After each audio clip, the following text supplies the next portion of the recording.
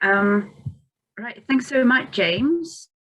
And right, before I start, I just want to make a quick note that the artist whose work I'm going to talk about, Benny Nemerofsky Ramsay, now goes by Benny Nemer, so it's kind of part of his very personal as well as creative process, so I'm going to refer to him as such. And with that, I just go straight into my paper and begin actually with Benny. I want to tell you about a painting that is meant to be hanging here in the museum. It is a painting of a flower, believed to be the work of the artist Roman Kramstik. Others suspect it is an early work by the celebrated painter Tamara de Lempicka, arguing that the painting's vibrant colors and geometric shapes are more representative of her Art Deco sensibility than the muted palette and soft contours of Kramstik's post-impressionist style. Since the artists were contemporaries, Varsovian Jews, and both known more for portraiture than representations of flowers, it is difficult for historians to come to an authoritative conclusion on this matter. Alas, the debate will likely never be resolved, for the painting in question has gone missing. Some say the painting was stolen. Some say it was lost in transit, returning to Poland from a private collection in Switzerland. And some say it never existed in the first place. What is known is that it is a painting of a flower, a bouquet of flowers, a bouquet of the fabled Muranów Lily. Benny Nemer's 2015 audio guide, The Muranów Lily, commissioned by POLIN, the Museum of the History of Polish Jews in Warsaw, sets out to forge embodied encounters with Warsaw's queer Jewish past. Weaving a fictitious tale, Nemer provides a landscape which the viewer, the listener, the performer may engender with their desire, their body, their fantasy, in order to restore lives lost and forgotten in the archives, perhaps even those that never existed, yet who enliven the desiring archival subject, a queer Polish Jew. When Nemer arrived in Warsaw for his residency at POLIN in 2015, he was asked to create his audio guide around an object of his choice from the permanent display. I want to tell you. To his surprise, the jam-packed room housed only 80 historical artifacts, with most space filled with audiovisual reconstructions, interactive touchscreens, costume replicas, and overlapping sound installations, purporting an overall sense of head-turning distraction. So Nemer instead invited his listener to a place of empathic, attentive calm, outside, to a space not so unequivocally marked with the museum's narrative, where it might be possible to grasp history through dreams, fables, and fantasy. Headphones on, the initial relief at the opportunity to exit the overstimulating exhibition turns into a delightful promise, as Nemer's voice gently begins. I want to tell you about a painting that is meant to be hanging here in the museum. Some say the painting was stolen. Nemer continues, and anticipation grows of discovering something illicit, secret, something that no one else has been able to experience or see for the longest time, perhaps ever.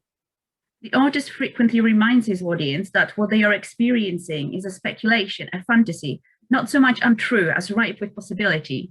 Some say, he repeats as he delves into the story. Employing elements such as Isaac Bashevitz Singer's short story 2 from 1976, Polish 19th century cartography, botany, and choral singing, Nemer takes his listeners on a journey around the museum grounds, as well as through time across an archive populated with historical and phantasmal characters. He weaves a story about a lily, which some say once, and only once, blossomed in Muranów, astonishing and mocking the botanist's efforts to document and research her and him and them.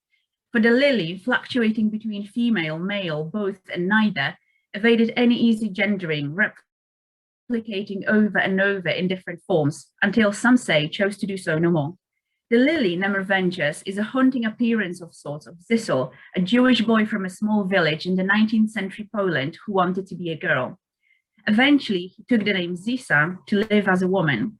According to one legend Nemer relays, Zisa's male-presenting body was only discovered after her death in preparation for the burial. Marking this transgression, the community she and Ezreal, her lover, had been part of, buried her and Ezreal, who was beaten to death by the outraged locals, in a nearby meadow with no ceremony or Kaddish, and their graves soon became overgrown with grass and wildflowers. One day, an extraordinary flower blossomed where the pair were buried. It had been an ugly part of the neighborhood, so the residents of Muranów welcomed the sudden garden of lilies. They say it gave off a heady perfume. But when summer came and the lily appeared to be in full bloom, the stalk continued to grow, spiring through the center and sprouting a new constellation of blossoms that hovered around the rest of the plant. These flowers looked nothing like their white predecessors. They were black, with a decorative striated pattern on the inside of their petals, which were pointed, forming the shape of a star. Every nose in Muranów agreed. The lily's fragrance was now as sweet as honey. The surprise did not end there. Autumn came, and with it a third tier of blossoms. This time a proliferation of miniature bell-shaped flowers, creating a dense veil over the entire plant. Jennifer Evans argues that, quote, the tale of the Muranów Lily, entirely fictionalized, nevertheless manages to say something tangible and real about Jewish and queer experience, opening up a space for new ways of thinking about the plurivocality of the past. Drawing upon Evans's evocative argument, I argue that opening new spaces is but a starting point for a much more complex exploration Nemera invites. It is a story not simply of searching, but of encountering, coming into contact and intertwining, not simply of opening, but of coming inside, taking space and inhabiting, of desiring, of hospitality and its limits. As Evans writes that the work says something about the experience of being Jewish and queer, I want to know what this something could have been and could be, how to access it, and what exactly we may discover. This requires precisely inserting an own embodiment where bodies are missing, a fleshful imagining into and upon which brief anecdotes, fragmented knowledge, oral accounts, rumors, and sparse media accounts can be drawn and imagined. We could perhaps think of this unexpected and subtly illuminating arrival as a kind of dybbuk, a demon deriving from Jewish folklore. The dybbuk, as Naomi Seidman writes, is a product neither of the past nor of the present, but rather of the violently disrupted connection between them. Separate from us, yet becoming us, revealing to us that which has long been hidden through unfaltering desire in our own body. Naming the Muranów Lily a dybbuk, Nemer suggests that its work is not that of vengeance or self-serving pettiness. It is a disruptive yet calculated manifestation of hidden but persistent desires, of unfinished business to be addressed. With dybbuk's arrival, what was hidden becomes palpable, and what was in plain sight is uncovered as pretense. The dybbuk's unfinished business might be centuries old, but its grievances are as pertinent today. This is particularly poignant in relation to the discourses of sexual and gender difference of Ashkenazi Jews. Delayed, out of joint, indeed dragging, they have long refused to comply with Western arrangements of gender and sexuality. Amy K. Milligan notes in her book Jewish Body Law that as early as the 13th century, the figure of the feminized Jewish man was prominent. This feminization derived from the conviction that Jewish men menstruate, quote, stemmed from a misinformed belief that the circumcised penis continued to bleed, hence rendering the phallus female. Milligan continues, even after the myth of the Jewish third sex was debunked well into the 19th century, there was still a strong association between Jewish men and effeminacy and or homosexuality.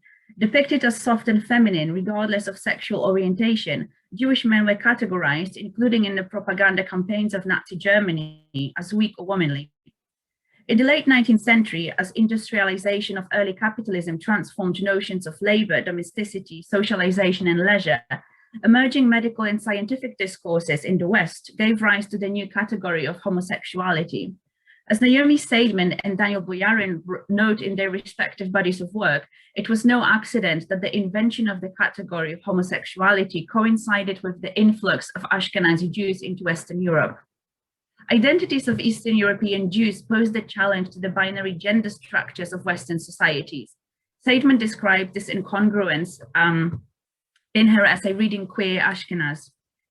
Quote, in Western Europe, Jewish modernization, Europeanization, and embourgeoisement emerged as an encounter between radically asymmetrical gender orders and sexual systems, On the one hand stood the traditional Ashkenazic structure with roots in rabbinic Talmudic culture and rich embodiment among the Eastern European Jewish masses.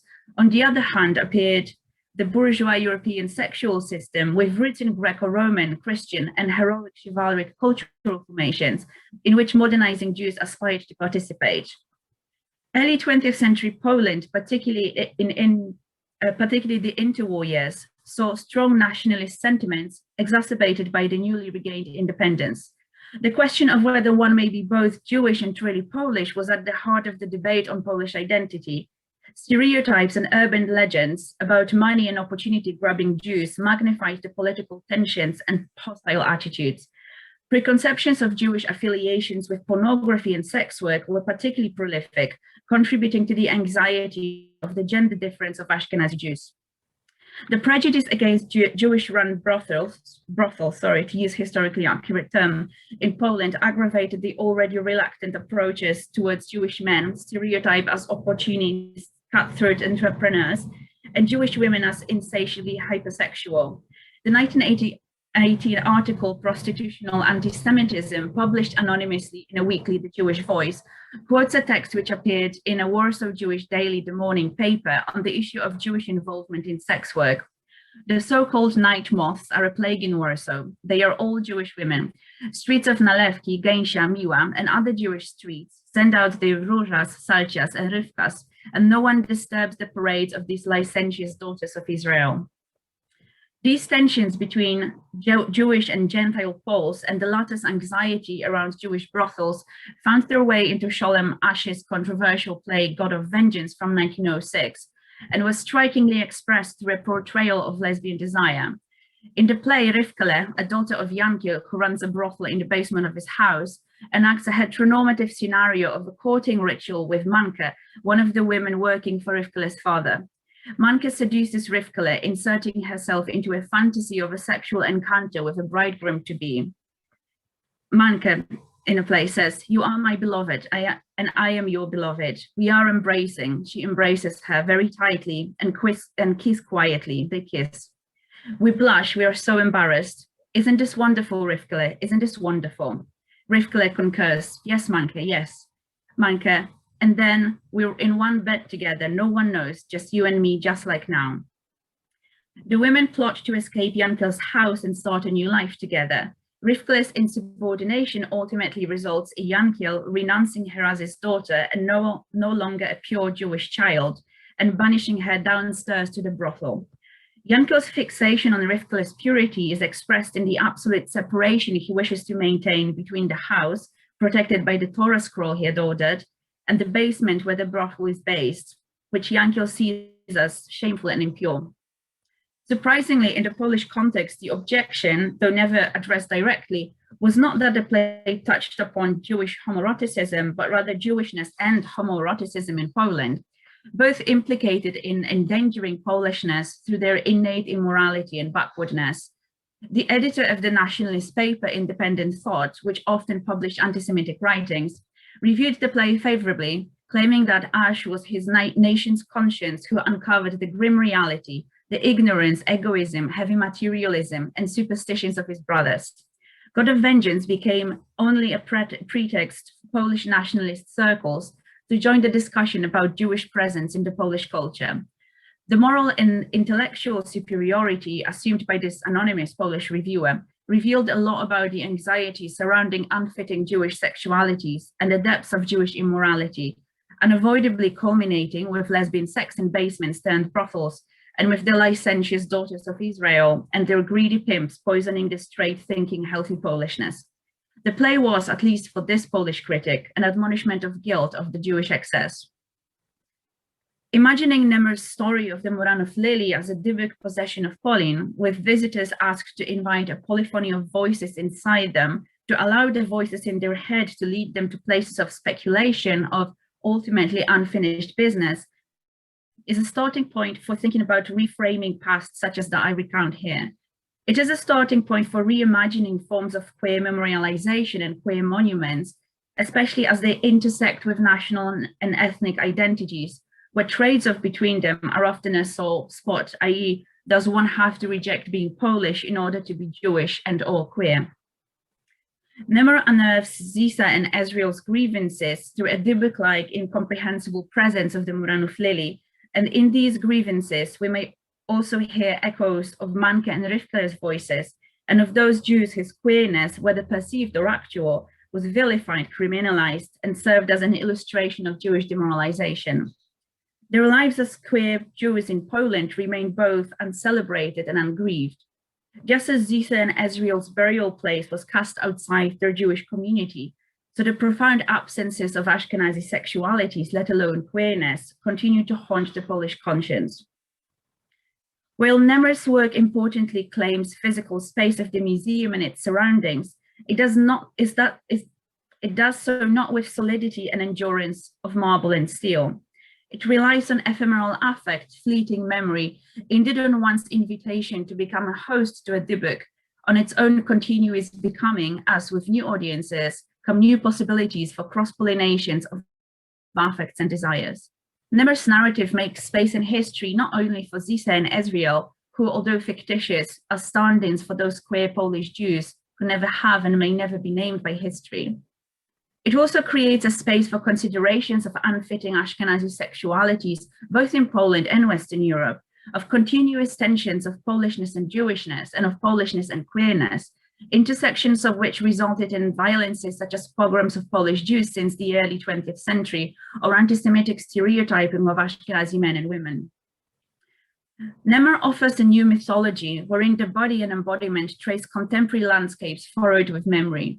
He proposes multiple vantage points: Zisel's polymorphous body and his transformation or transition into Zisa as an invitation to inhabit the story empathically, Zisa and Ezreal's journey through their bodies across time and space to inhabit their identities, the shape-shifting Lily eluding categorizations just as Ashkenazi Jews refuse to fit into Western categories of gender and sexuality. The listeners' bodies too provide from the outset vessels or hosts for new affective mythologizations of Polish Jews and their complex queerness. Their bodies perform mapping outwards, outside of the museum as they walk away as a form of complaint or protest, embodying multiplicity, perhaps hosting the ghosts and Dybbuks encircling the grounds of the former Jewish ghetto, whose business will remain unfinished until they are reckoned with. Thank you.